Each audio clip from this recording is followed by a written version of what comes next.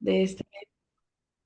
Les agradezco mucho por estar aquí y bueno, pues yo les quería compartir un poquito de lo que es un poquito de mi experiencia clínica. Me llamo Joyce Nava, soy del estado de Nuevo León.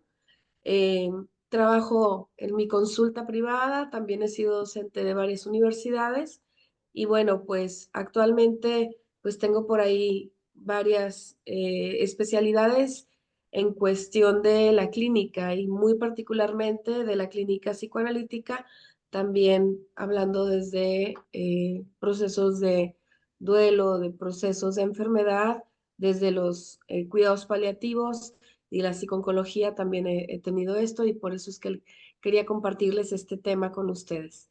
Muy bien, el tema que elegí se llama Clínica de la Urgencia ante el impacto de la enfermedad, es decir, vamos a hablar de las malas noticias que nos toca, en este caso, a veces compartir o a veces acompañar a los pacientes que están viviendo alguna situación de este tipo.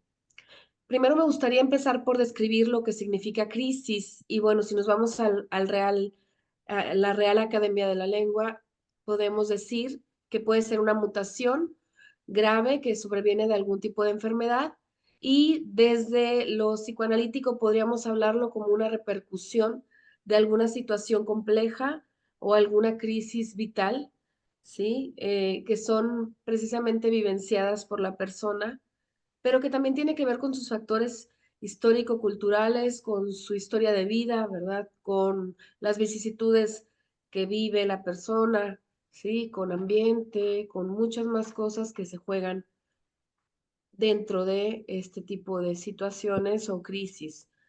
¿Ve? Puedes llenarla Hay de varios, tal en media hora, de aquí a media hora. ¿sí? Ok. Ay, no escuché por ahí, No, pues tengo perdón. espacios de media hora donde yo no hablo, no.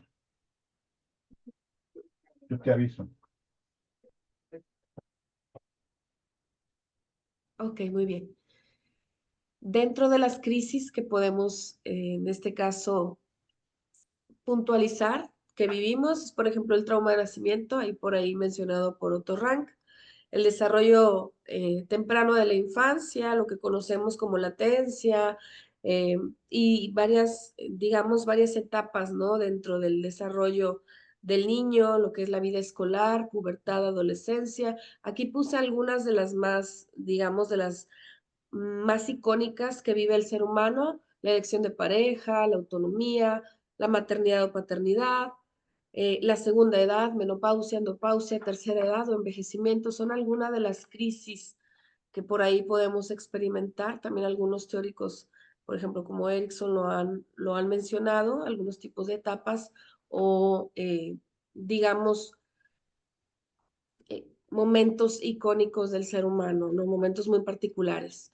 Pero tenemos también otro tipo de crisis a las que podemos enfrentarnos y son situaciones en las que de repente vivimos cambios repentinos o cambios bruscos, ¿sí? Ya sea por factores externos o por cuestiones de salud, también por algún tipo de duelo y entonces podríamos decir que podemos dividirlas en tres: cambios repentinos, duelos o pérdidas o malas noticias. Y de esta tercera es donde vamos a estar nosotros hablando el día de hoy. ¿Cómo podemos definir las malas noticias? Son aquellas que no esperamos y que de alguna forma nos hacen tomar decisiones o nos hacen pautar, ¿sí? Hacia algún tipo de intervención, dependiendo también, pues, lo que, del tratamiento que se va a elegir, de la red de apoyo en lo que se tenga, y esto también, pues, es algo importante que nosotros tenemos que tener en cuenta al momento de estar acompañando a una persona o de estar interviniendo a una persona que está viviendo este tipo de situación. Bien, dice el reporte de malas noticias genera ansiedad, estrés y no solo en el paciente, sino también en el entorno. También para los médicos que en este caso van a dar alguna mala noticia, incluso para nosotros como psicólogos, nos toca también enfrentarnos ante algunos sucesos, ¿sí? Que bueno, pues habrá que estar ahí acompañando, interviniendo oportunamente. Por eso es que también me agradó el poder compartir esto. Hay varios protocolos a nivel internacional que están pues para dar malas noticias. Podríamos decir que los más conocidos son dos que aquí menciono.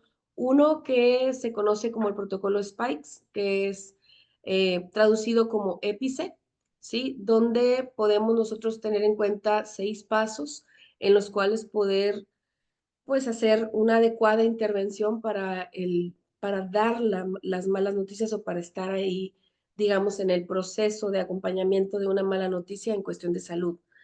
¿Sí? El EPICE lo voy a mencionar así muy rapidito, que es el entorno, tomar en cuenta el entorno, tomar en cuenta si la persona se encuentra o no con cierta preparación para poder asumir esta noticia, la percepción del paciente, en este caso, pues el examen mental que podemos también tener en cuenta de cómo se encuentra la persona actualmente, invitación, el poder saber si la persona está ahora sí que de acuerdo con el poder escuchar, porque hay gente que incluso al momento de dar una mala noticia no desea saberlo o que ya más o menos se lo presiente o lo percibe por lo que ha estado como experimentando dentro de las revisiones.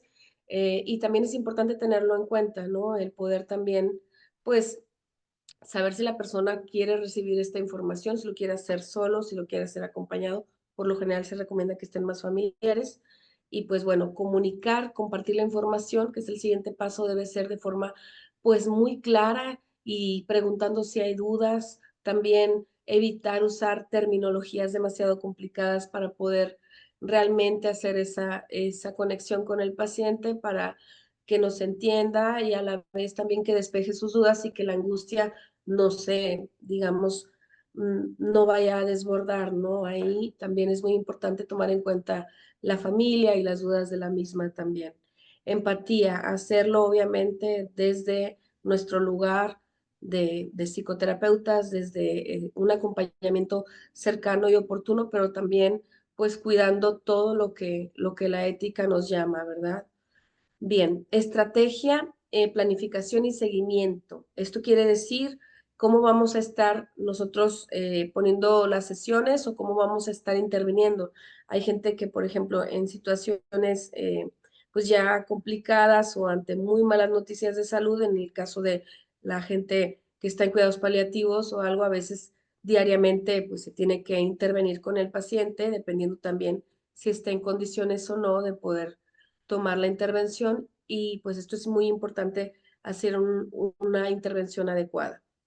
Otro de los protocolos es el protocolo RAINBOW, en este caso es el ABCDE y es un protocolo, digamos, un poquito más, con menos pasos, pero es muy parecido a lo que toma en cuenta el protocolo EPICE. En este caso, tiene que ver con el ambiente, preparar en este caso cómo se va a dar en la mala noticia, si va a ser junto al especialista o no, saber cuándo y cómo, ¿sí? Y sobre todo tener en cuenta, pues obviamente, el estado mental del paciente y tener en cuenta también la situación familiar. Igual comunicarse correctamente, comprender la reacción del paciente y estar atento a las reacciones y necesidades, en este caso el paciente y de su entorno familiar. Estimular y valorar las emociones, sobre todo validar lo que está viviendo la otra persona y hacerlo desde un lugar cercano y desde un lugar donde pueda sentirse escuchado y pueda sentir que se le está informando, ¿verdad? De su situación. Algunas de las reacciones más comunes son pues el miedo, el enojo, la tristeza, resentimientos, distanciamientos emocional, desesperación.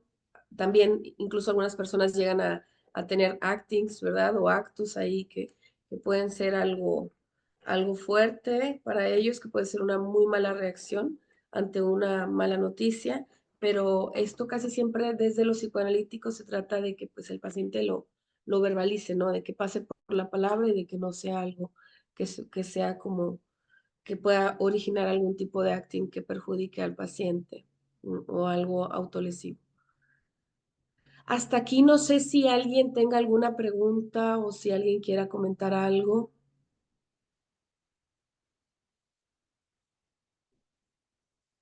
¿Estamos bien? No sé si alguien quiera comentar algo de lo que estamos hablando. Parece que por el momento no, maestra. Ok, Continuamos. Gracias. gracias. Bien, pues bueno, ahora vamos a hablar un poquito ya desde la clínica psicoanalítica, vamos a hablar acerca de la intervención. Si hablamos de la etimología de la palabra intervención, podemos decir que es venir o entre, ¿no? Interversión quiere decir interceder o mediar ante cierta situación. Hay un autor que por ahí me agrada mucho cómo maneja ese tipo de abordaje, que es Rubén Musicante, y él habla precisamente sobre operar sobre el campo de la realidad explorado, ¿sí? Analizado con la intención de poder abordar o poder acompañar, en este caso, al paciente y poder provocar ciertas modificaciones, intervenir adecuadamente, dependiendo también y tomando en cuenta mucho los alcances que podamos tener. Dentro de la rama hospitalaria muchas veces se tratan de abordar, digamos, otros enfoques. No siempre se tiene en cuenta o no siempre eh, digo, no quiero generalizar tampoco, pero muchas veces se trata como de hacer algo más breve, de poder hacer una intervención más oportuna y sí se puede abordar desde el psicoanálisis, solamente tenemos que tener en cuenta, y esa es la propuesta precisamente de lo que vengo hoy a platicarles, tener en cuenta ciertos factores que son importantes también para poder hacerlo oportunamente e intervenir adecuadamente. Hay factores en este caso de riesgo de los que nos habla por ahí Musicante, que dice los elementos que determinan precisamente y que tenemos que tener en cuenta es la probabilidad de que se genere un trastorno, ¿no? En el paciente, sobre todo este tipo de elementos puede ser la proximidad del acontecimiento traumático, los factores, la cuestión social, acontecimientos familiares que haya, o vivencias familiares o vivencias personales que haya tenido el ser antes de ser diagnosticado, antes de recibir alguna mala noticia y sobre todo si hay algún tipo de diagnóstico de tipo de mental o si hay algún tipo de abordaje previo también a pues a estas malas noticias que esté recibiendo el paciente o a este diagnóstico que sea reciente. También se tiene que tener en cuenta el historial. Bien, hablando precisamente de lo que es la situación traumática, podemos mencionar tres tiempos. En el primero, pues sería una desorganización ahí psíquica, digamos que empezaría un tipo de conflicto, ¿sí? Interno por recibir dicha información, porque llega y de alguna manera irrumpe, ¿sí? Es algo que muchas veces pues no se tiene pensado, ¿no? No se ha tomado ahí eh, tan en cuenta porque a veces es muy repentino o a veces incluso es no esperado, como lo comentábamos. Entonces, hay cierta desorganización, obviamente, debido al conflicto. Puede haber ruptura de mecanismos defensivos que ya estaban precisamente instaurados, ¿no? Dentro del sujeto psíquico. Y bueno, en un segundo momento podríamos hablar de que se intensifica lo que es la angustia señal y bueno, explicándolo un poco, esta angustia, según Freud, es esa angustia que podríamos definirla que viene bajo cierta amenaza o bajo cierta situación anticipada de peligro. Y también, bueno, junto con la angustia señal, podemos decir hay cierto temor por la supervivencia, eh, ansiedad, en este caso también en el cuerpo, pesadillas, recuerdos que atacan al sujeto o incluso negación, reproches. Suceden muchas cosas, ¿no? Dentro de la situación que estemos nosotros identificando en el paciente. El tercer tiempo del traumatismo son sentimientos que pueden venir como depresivos, sentimientos de algún tipo desidentificatorio, ¿no? Despersonalización, desrealización, algunas sintomatologías ya conocidas, ¿sí? Dentro del campo. También algo de melancolía, apatía o, como lo habíamos mencionado, actings que pueda tener la persona. Y bueno, ya lo habíamos mencionado un poco, pero desde lo psicoanalítico, crisis es igual a un conflicto de tipo psíquico. Podemos también identificar esto, pues porque la persona obviamente se encuentra en un estado de tensión, en algo desconocido, ¿no? A lo que se está enfrentando. El quehacer del psicoanalista frente al diagnóstico, el pronóstico de vida y los efectos secundarios y supervivencia del paciente debe ser oportuno, debe ser también pues muy de la mano con el acompañamiento médico, se debe tener una red de equipo que se pueda estar trabajando interdisciplinariamente para poder intervenir, en este caso, a la persona o brindar un adecuado tratamiento. Proponer un abordaje, en este caso, que permita conciliar lo apremiante o el ritmo de la situación que a veces pues son las intervenciones muy rápidas debido a la gravedad de los pacientes, junto con la importancia de profundizar en la dinámica psíquica del sujeto. O sea, tener muy en cuenta estas dos, tanto la situación traumática y el proceso de enfermedad por el que esté pasando el paciente, pero también los antecedentes ya de la misma persona, ¿sí? Algunas vivencias que podamos identificar que podrían estar también, en este caso, aquejando al sujeto. Reconocer en este caso la importancia de intervenir las vivencias traumáticas que pueden ser experimentadas antes, durante o en el tratamiento. ¿Sí? Eso es muy importante. Algunos conceptos por aquí para entender la vulnerabilidad del paciente, en este caso hablando del paciente oncológico, del paciente con algún tipo de diagnóstico, ¿sí? Que amenace la integridad física, que amenace en este caso el pronóstico de vida del paciente, pues lo podemos definir desde, por ejemplo, desde la planche, que se define como trauma, un acontecimiento vivenciado intensamente. En este caso, este acontecimiento me gustó trabajarlo desde precisamente ese enfoque, ¿no? Desde lo violento, desde lo que irrumpe, ¿sí?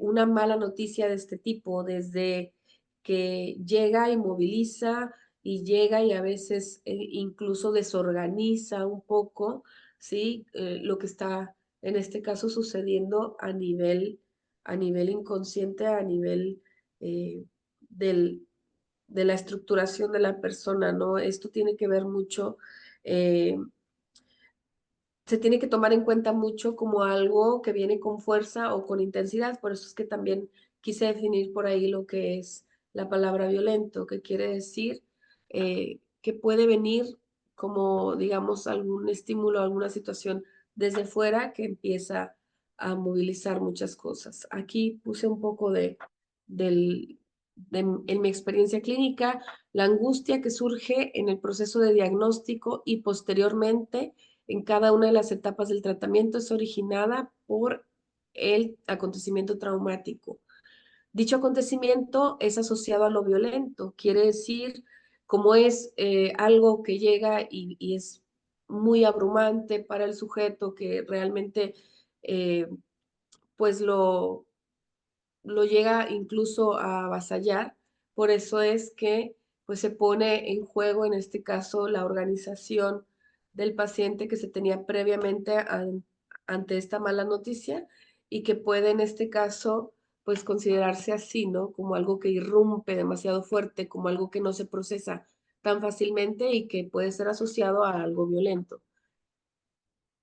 Bien, tratar al paciente desde esta indefensión, como si trabajáramos con una persona, ejemplo, que surge algún otro tipo de violencia, como con el mismo cuidado, digámoslo, que nosotros, por ejemplo, atendemos en protocolos, por ejemplo, de atención a algún otro tipo de violencia.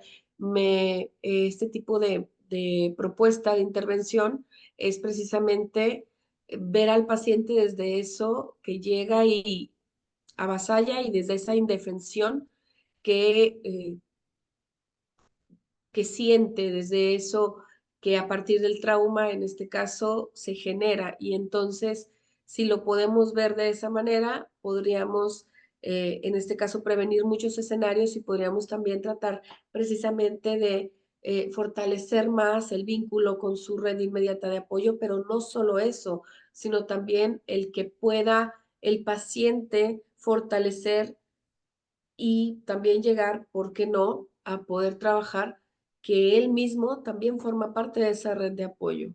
Es muy importante esto último porque eso tendrá mucho que ver con el pronóstico, mucho que ver también con cómo tiene la adherencia al tratamiento y con cómo va poquito a poquito como sumándose a la labor también que hace su equipo médico para poder, pues, ya sea mejorar o ya sea también hacer todo para poder tener una calidad de, en este caso, en los casos de los pacientes paliativos, una calidad y poder tener una mejor intervención, poder estar más mejor atendido en el proceso que a veces puede ser terminal, pero muchos pacientes si sienten esta cercanía, si se sienten realmente atendidos, si se sienten realmente acompañados, pues estos procesos de enfermedad, ¿sí? O estos procesos de malas noticias, pues son para ellos mucho mejor, incluso eh, se han visto muchos resultados dentro de las intervenciones que sean más oportunas, que sean más cercanas, que estén más conscientes de no solo la situación que vivió el paciente a partir del diagnóstico, sino también tener en cuenta lo que platicábamos del antes y sobre todo el tener en cuenta el contexto familiar es muy, muy importante para esta intervención. Hay otro autor que me gustaría mencionar que es Norberto Marruco. Él habla de la dificultad del encuentro entre la realidad traumática y la pulsión, en donde dice el paciente, bueno, lo voy a leer, el paciente presenta mecanismos de tipo paranoide ante el mundo, quiere decir, se siente tan avasallado que entonces puede percibirse como tan indefenso que entonces está como a la defensiva, ¿no? Ante tanto que le ha tocado, en este caso, conocer o saber y ante mucha angustia que está viviendo, es como se puede en este caso manifestar. Dice, los cuales si son intervenidos oportunamente por el analista, posibilitan que se abra paso al originario, en donde nace la subjetividad y la fantasía de deseo inconsciente. Posterior a ello menciona, hay algo que particulariza el trauma provocado por la realidad. Este es un cierto sentimiento de haber sido arrastrados previamente hacia un destino trágico. Sería necesaria además la creación de algo nuevo, desplegar las potencialidades sublimatorias. Quiere decir que el paciente sí puede hacer, en qué lo puede transformar, cómo lo puede, en este caso, eh, tomar de otra forma, cómo le puede dar la vuelta, ¿no? Eso es algo muy importante, desplegar las potencialidades sublimatorias y volver la mirada hacia el horizonte del deseo. Otro autor, Alberto Pesnik, en su libro El sujeto antes de su muerte, este libro la verdad es que lo recomiendo mucho, ¿sí? Habla de violencia y terminalidad terapéutica, nos menciona que la cantidad de agresividad innata del sujeto incrementa si lo experimentado en la situación traumática le genera impotencia o vulnerabilidad. Además, comenta ese tipo de agresividad será proporcional al grado de narcisismo o amor propio. En los casos, por ejemplo, donde se tiene identificados cierta estructura de tipo narcisista, puede ser mayor eh, lo que el paciente experimente en cuanto al no poder, en cuanto a la falta, ¿no? En cuanto a cosas que tiene que asumir que ya no puede hacer. Me gustaría saber si hasta aquí tenemos alguna duda. Vuelvo a preguntar, ¿alguien quiere comentar algo?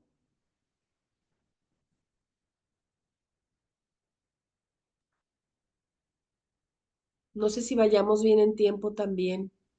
Sí, maestra, yo le quería preguntar sobre eh, la importancia de entender este proceso de los pacientes en la creación de sus fantasías en torno a la situación que pueden estar pasando, sobre todo considerando que esta respuesta de estrés o de ansiedad que puedan tener en el proceso, pues va cambiando, ¿no? Desde lo que es el inicio de la notificación del padecimiento y el transcurso del tratamiento que va teniendo, que no siempre es agradable y cómodo.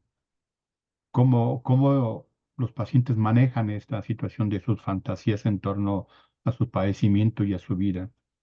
Es que precisamente eso es lo que tenemos que tener en cuenta en la intervención. O sea, porque muchas veces nos encontramos con esta, como con lo que se le llama que el paciente ya sea que pueda sospechar que no le estén diciendo exactamente toda la información y eso podría estar dentro de la fantasía, ¿no? Dentro de esta complicidad o dentro de este pacto del silencio que a veces muchos familiares desean mantener cuando hay malas noticias o cuando hay un mal pronóstico. Se llama conspiración del silencio, a eso que de pronto la red de apoyo hace para poder, en este caso, no dar toda la información al paciente, porque pues obviamente muchas familias tratan de que la persona no tenga más sufrimiento y entonces se hace cierta conspiración. O si no es así y el paciente tal vez piense que exista o en la fantasía, él piense que existe este tipo de conspiración, que no le están diciendo completamente lo que es y este tipo de angustia o de ansiedad de tipo paranoide, como lo mencionaba el autor en, en esta diapositiva, que es precisamente ansiedades de tipo paranoide, ¿no? O sea, también puede haber esto de no me están diciendo la información, es que yo ya me voy a morir, o es que no hay un tratamiento que pueda a mí ayudarme, o a lo mejor una negación también puede estar ahí involucrada, no es que esto no me está ocurriendo, y que no se adhieran al tratamiento por lo mismo que haya por ahí de fantasía. También se tiene que indagar un poquito qué entiende por la intervención, ¿verdad? O sea, qué entiende por el tratamiento, si tiene la suficiente información de cómo es el proceso y también que pueda tener como estas dudas como claras para que esa fantasía no desborde. No sé si con esto responda a su pregunta, maestro. Sí, maestra, gracias. Muy bien. Bueno, ya estamos casi al final de la presentación. Eh, en este caso, por ejemplo, hablando de fantasías y hablando también de lo violento que puede ser recibir una noticia de este tipo, pues puse aquí un ejemplo de un caso. Dice, una paciente diagnosticada con cáncer, ese es un caso que yo atendí, ¿sí? Con cáncer cerebral, comenta que ya había obtenido un prediagnóstico de las lesiones encontradas dentro de su cerebro y solo faltaba el resultado de una última resonancia, pero al ser entregado en sus manos por los técnicos y leer las observaciones, ella narra un miedo avasallante que la invadió a tal grado de presentar temblores en sus piernas que describe después como una imposibilidad de poder ponerse en pie o caminar y lo comentó tal cual, decía, tenía un miedo terrible, parecía un animalito indefenso. Se llegó incluso a comparar con algún tipo de animal casi al nacer, digámoslo tan traumático como es el trauma de nacimiento y lo llegó a comentar, ¿no? De como este tipo de animales que cuando nacen no pueden sostenerse o no pueden tenerse en pie. Eso era lo que ella comentaba, se sentía tan vulnerable en ese momento que ella así lo comparó, así lo compartió, digámoslo en sesión. Desde este momento podríamos identificar que la vivencia que narró la paciente se encuentra ligada a lo violento, ¿sí? A lo que irrumpe o a lo que avasalla. Es lo que yo pude observar dentro de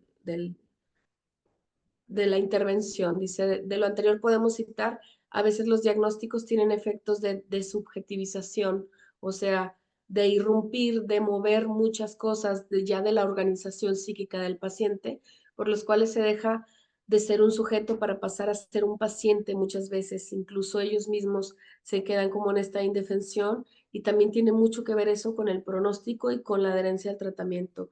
Sufre una suerte de despojo de su sostén imaginario para comenzar a autopercibir la mutilación de su cuerpo, sobre todo cuando hay algunos tipos de intervenciones que requieran cirugías como amputaciones, como mastectomías, como algún tipo de intervención que tenga que ser de urgencia y que pues el paciente también tenga aparte como que procesar todos estos tipos de cambios. Aquí hay algunas bibliografías de donde pude obtener la información para mi presentación y pues bueno, es mi contacto por si alguien quiere por ahí tiene alguna duda o algo, puedo servirles en algo, pues también me pongo a sus órdenes. No sé si hay dudas, si alguien más quiere comentar algo.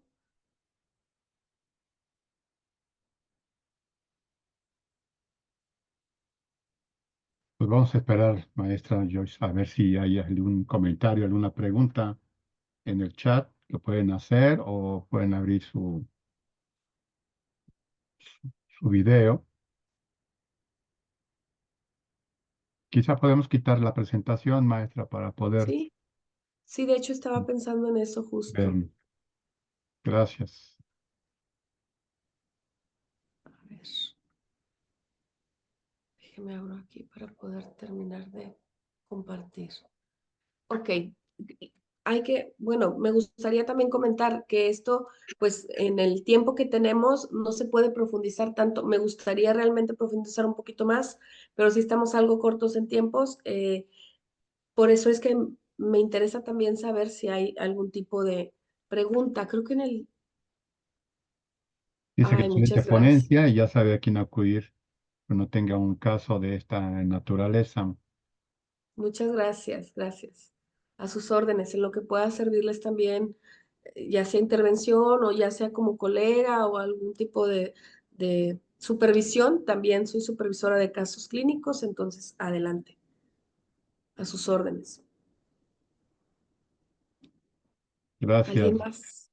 Le mandan saludos. Gracias por su presentación. Bien, hasta el momento. Muy bien, Maestra, pues qué si no interesante hay... ponencia. Aún nos podemos extender un poquito de tiempo. Sí, Si no a tiene mí por eso me inconveniente, ya. gustaría como que ver los comentarios, porque Claro. bueno, tengo, a veces, por ejemplo, me toca trabajar con pacientes dentro de la psicooncología, pero también me toca trabajar muy a la par de la familia, ¿no? Hablando de estas fantasías que comentabas, Juan Carlos, de todo lo que se imaginan o no que existe, ¿no? Dentro del tratamiento. Y pues bueno, eso también nos toca vivirlo en la clínica. Claro, yo quisiera salirme un poquito de la intervención propiamente para ver Claro, este escenario mucho más amplio, porque es claro. muy común que los pacientes reciban estas noticias negativas, sobre todo en un ámbito hospitalario.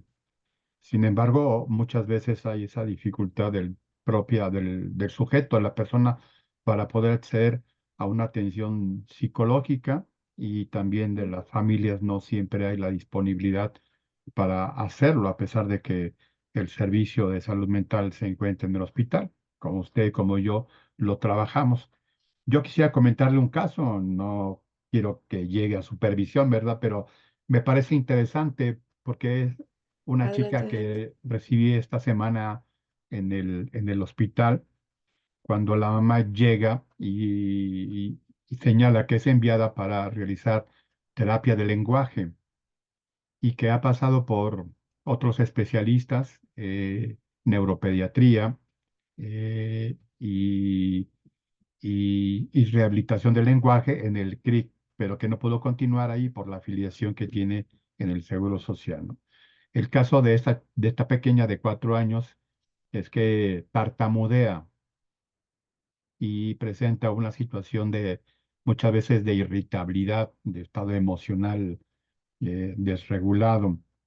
Eh, pero que bueno, en el caso del neurólogo, del neuropediatra, realizó una serie de estudios y le diagnosticó un padecimiento de ausencia de lenguaje, que es el diagnóstico que le dieron. Y bueno, pues ha pasado por esos servicios de medicina y le preguntan en el hospital, pero bueno, ¿qué es lo que tiene su niña? Además del tartamudeo, ¿por qué? Y se enfoca pues a este tipo de intervención un poco más conductual, más de rehabilitación del lenguaje. La historia de esta pequeña es de que un año atrás la mamá está embarazada, pero tiene un embarazo ectópico. Entra al hospital para su revisión y se queda una semana hospitalizada. Ella tenía un embarazo como de 2 meses más o menos. La pequeña sabía del embarazo de la mamá y se habían generado una serie de fantasías y de comunicación en torno a que iba a tener un hermanito o una hermanita, no lo sabe. Pero con este retiro, con este legrado, la mamá sale del hospital, llega a la casa y pues con la sorpresa para la pequeña de que pues ¿dónde está el bebé? No está. Ella pregunta, ¿y el bebé? Pensando que ya al regresar del hospital ya iba a tener el bebé y resulta que no. No conozco la escena que en ese entonces la pequeña con la mamá tuvieron, pero la madre señala que a la semana y días después, la niña empieza a tartamudear. Ella ya hablaba de manera regular, pero empieza a tartamudear de manera muy intensa, al grado a que pues tiene que buscar la atención médica, aunque ya es menos, este tartamudeo es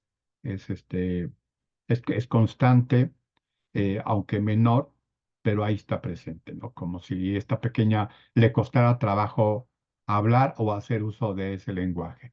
No llega, digamos, al extremo de la sirenita, ¿verdad? Que se queda sin voz por una negociación ahí, pero me parece que este ejemplo lo estaba pensando al escucharla, maestra, y aquí puedo significar este momento de la mala noticia para la pequeña y la generación de un trauma psíquico, de cómo se construyó.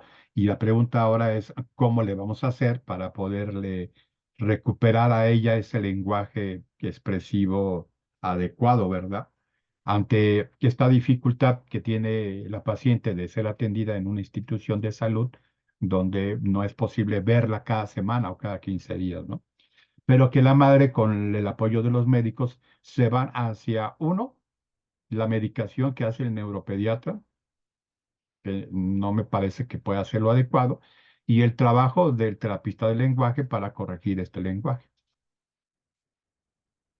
¿Qué opinas al respecto?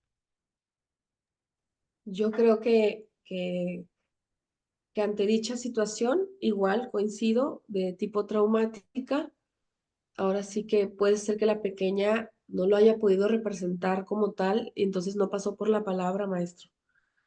O sea, se quedó ahí como en lo traumático de la situación, en lo violento, en lo que le irrumpió, y entonces tal vez por ahí se quedó detenida un poco. No sé, no quisiera hablar así como exactamente asegurarlo, pero creo que por ahí puede ser. Yo recomendaría prestarle la palabra. A ver, yo recomendaría una intervención de terapia de juego, tal vez, y prestarle la palabra a aquello que no puedo decir. ¿Cómo Voy sería a esto poner de un prestarle ejemplo. la palabra? Poderle, poderle comentar lo que tal vez ella no puede decir. Me parece que, podría ser, me parece que eh, tal vez poner, si surge dentro de la terapia de juego alguna situación del hermanito, poder decir, me parece que te causó mucha impresión, me parece que eh, no procesaste tal cual lo de tu hermanito, me parece que no te explicas cosas que pasaron con tu hermanito, lo que sucedió, le has preguntado a tu mami, como el poder, como prestar un poco la palabra, ser como este yo auxiliar, ¿no? Que puede representar y que puede ayudarla a que ella pueda elaborar, ¿no? Esta vivencia, esta situación que que se le generó, porque supongamos ella siendo hermanita y teniendo precisamente en este caso a su madre, ya se le habla del hermanito, y a lo mejor hubo algo en la fantasía de un posible juego con el hermanito, de un acompañamiento, y de repente no sucede, ¿sí? Y también hay que ver qué pasa con la mamá, si la mamá también está recibiendo una adecuada intervención, ¿verdad? Ante dicha pérdida. Entonces, creo que yo haría eso, ¿no? Yo haría un poquito de prestar la palabra. Recuerdo, y me gustaría comentar un caso, no tiene que ver con enfermedad, pero sí tiene que Claro. ver con un paciente de 6 años que le tocó ver el suicidio de su hermana, le tocó estar presente dentro era precisamente una familia con mucha violencia y el chico presenció, ¿no? Los hechos. Eh, Eran muy maltratados y entonces él, él no podía. no podía hablarlo, no, casi no, solamente en la hora de juego, en la terapia de juego, quiero comentar que dentro de mis estudios tengo una especialidad de niños y adolescentes, por eso es que también me toca intervenir niños. Entonces, dentro de la terapia de juego, el niño todo era chocar, todo era dinosaurios, golpes, peleas, todo era siempre como conflicto, conflicto, conflicto. Y de repente, en una de las situaciones habló de la hermana, en una de las sesiones habló de la hermana. Y entonces le presté la palabra un poco. Le dije, me parece que la extrañas, ¿no? Parece que extrañas a tu hermana.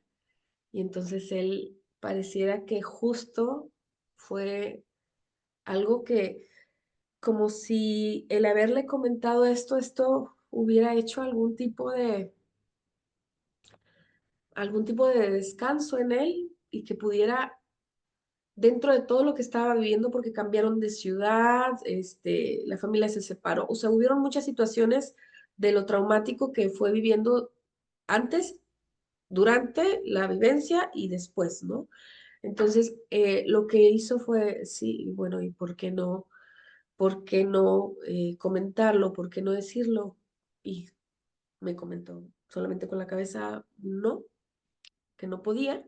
Entonces, me parece que es algo difícil, parece que te duele mucho, esto es cierto o no, porque también le puedes preguntar, ¿no? Digo, son niños, pero también ellos son conscientes de los procesos a veces que están sucediendo en su familia y entonces empezó a lanzar así besitos al cielo. Fue su respuesta de decir, son para mi hermana, ¿no? Fue su manera como de trabajar parte del duelo, parte del proceso. A partir de ahí, el comportamiento del niño fue muy diferente. Ya no había tanta violencia en él.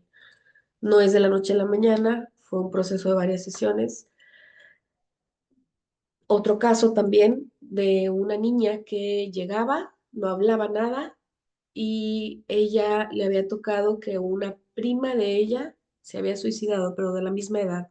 Era una niña de 11 años y la mamá la traía para poder, pues porque la niña había dejado casi de hablar, casi ya no hablaba, casi ya no convivía y entonces durante 6, 7 sesiones solamente llegaba y entonces como era terapia de juego ella iba, tomaba materiales, empezaba a jugar y yo solamente me tocaba acompañar. A veces nos toca solo eso y sobre todo ante malas noticias. A veces solo nos toca acompañar y luego surge la palabra. En este caso, a la sexta o séptima sesión, siendo que yo trataba de en la intervención que ella pudiera hablar un poco, preguntaba cosas, sin forzar, pero sí como de estar ahí presente, de que ella se sintiera, ¿no? Acompañada dentro de las sesiones. Un día de repente, jugando a los trastecitos, ella, yo sentada, ¿no? Acompañando, y me dice, mi prima se murió. Y entonces a partir de ahí empieza a hablar todo lo que sentía, lo que le pasaba, todo lo traumático que había sido eso, lo pudo después hablar, pero tiene que haber esa presencia de nosotros, tiene que haber ese acompañamiento.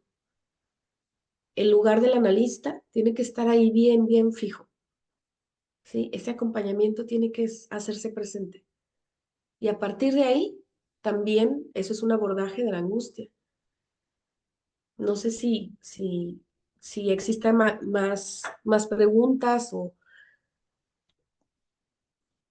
digo, tratamos como de ser puntuales por los tiempos, pero la verdad es que hay mucho que decir en este tema. Claro, en este tipo de intervenciones analíticas, maestra, es muy interesante, sobre todo encontrar ese momento para conectar las emociones con la palabra y que nos da ejemplo de que a veces lo traumático no tiene mucho que ver con el suceso como tal, no tiene que ver con un asalto, un temblor, etcétera, sino con lo que de afuera llega a la persona y cómo lo va procesando, ¿no? De manera psíquica para que esta persona, a diferencia de otras, puedan generar un proceso traumático que le cueste trabajo hablarlo, decirlo, expresarlo con esas emociones y que bueno, pues a veces hay que esperar el momento para que el sujeto se dé cuenta de este saber que le va a ayudar a su persona. Exacto. Si Bueno, pues si no tuviéramos hay alguna dudas pregunta en más, el chat o déjenme checar aquí si hay alguien. Dice Simón, nos pregunta, ¿qué técnicas o herramientas podrían servir para aquellos pacientes que se obsesionan pensando después de la noticia de la enfermedad? pensando en el diagnóstico. Sí, seguramente. Tal vez yo lo pueda hablar desde mi enfoque, tal vez yo lo pueda hablar desde lo que a mí me ha funcionado, que es precisamente la intervención desde corte psicoanalítico, desde un acompañamiento, ¿no? Con ese tipo de orientación psicoanalítica, pero creo que es muy importante que se ponga sobre palabras precisamente eso que está pensando. Pero también es muy importante y hay eh, muchos autores que hablan de él, tú no eres un diagnóstico, ¿no? De trabajar el que pueda aceptar su diagnóstico, pero no es el diagnóstico lo que define a la persona. Es más bien tratar como que la persona pueda primero aceptar el diagnóstico para que se pueda apegar al tratamiento, pero que recuerde que había una persona antes, hay una persona actualmente y habrá una persona después del diagnóstico. Eso es muy importante. Creo que surja precisamente este sujeto, ¿no? De lo psíquico que ante la amenaza o ante la mala noticia puede desdibujarse un poco, ¿sí? Puedes dibujarse un poco y porque ahí justamente muchas de las redes de apoyo lo que hacen es como cobijar y entonces ahí también dirían algunos compañeros de otro tipo de enfoques hay muchas ganancias de tipo secundario y entonces ahí se queda, ¿no? En ese ya soy paciente, ya no soy persona, ya estoy de este lado.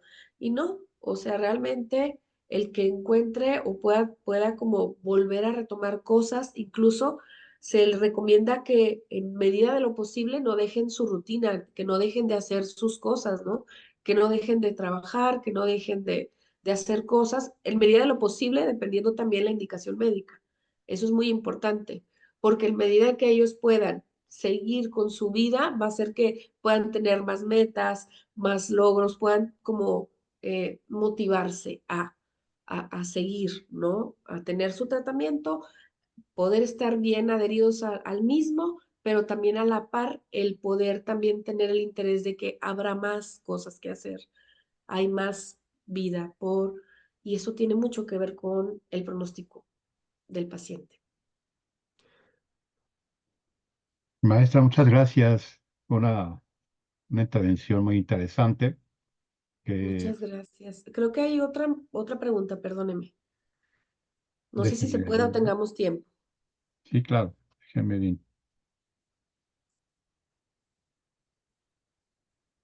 Dice, la puedo leer si quiere. Y sí, ¿Cuáles son, Irma Pérez, gracias. ¿Cuáles son las características de la clínica de urgencia en la atención a pacientes con enfermedades crónicas o agudas? Pues es que las características, digamos, desde la clínica de urgencia va a depender mucho también con qué enfoque tú trabajes, y no solo tu enfoque, sino más bien que puedas tener una red de equipo multidisciplinario también que te pueda permitir a ti tener el conocimiento, sobre todo también médico, de lo que sucede ante dicha enfermedad o ante dicho diagnóstico. Por ejemplo, no es lo mismo trabajar con un paciente oncológico a lo mejor que con un paciente que vive a lo mejor algún tipo de diagnóstico con algún tipo de, no sé, esclerosis múltiple. Es diferente el abordaje, pero todo tratando de intervenir desde cómo se le dio, en este caso, la mala noticia, la aceptación del diagnóstico y luego, o sea, desde cualquier enfoque es casi siempre lo que se trabaja dentro de lo clínico. eh, Cómo se le da el antes y el después de la vida, los antecedentes, en este caso de la historia del paciente, cómo se le dio la mala noticia, si hay algún tipo también factor genético o no, el tipo de pronóstico y de ahí, pues el tipo de abordaje o acompañamiento y los tiempos de los pacientes. Tengo pacientes que, por ejemplo, van a tener quimioterapia, van a ser internados y que en el hospital no hay señal, ¿sí? O tienen que estar aislados y todo tiene que ser no presencial, todo tiene que ser por videollamada. Y entonces tienes que también estar acompañándolo, pero también a su tiempo, ¿no? Si no lo puedes ver en esos días porque está internado y si está en aislamiento, pues entonces también coordinarse mucho con los familiares al momento de las intervenciones o que se puedan ser diarias o espaciadas, 2 veces, 3 veces por semana, dependiendo también, pues, en este caso el tratamiento, ¿sí? Porque para todo tiene que haber su hora y para todo tiene que haber su orden también para la adecuada intervención. No sé si con eso contesté su pregunta.